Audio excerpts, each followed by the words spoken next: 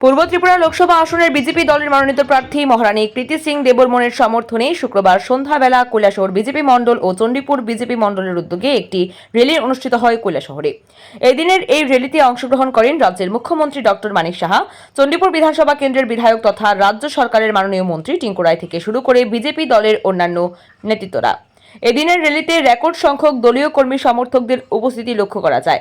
উক্ত র্যালিটি কৈলাসহর বিজেপি মণ্ডলের সামনে থেকে শুরু হয়ে Kailashahar central road, Netaji Choumuhani girls school road, Kailashahar থানার রোড হয়ে কৈলাসহর টাউন কালীবাড়ির সামনে এসে উক্ত র্যালিটির সমাপ্তি ঘটে। সাংবাদিকদের মুখোমুখি হয়ে আজকের এই কর্মসূচি নিয়ে বিস্তারিত জানান চণ্ডীপুর বিধানসভা কেন্দ্রের বিধায়ক তথা রাজ্য সরকারের মাননীয় মন্ত্রী টিঙ্কু রায়।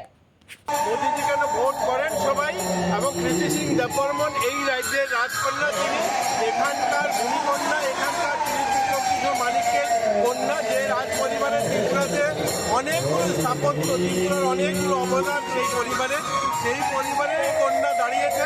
আমরা চাই ওনার মাধ্যমে ত্রিপুরার অগ্রগতি আরও এগোক, মোদিজির হাত আরও শক্তিশালী হোক।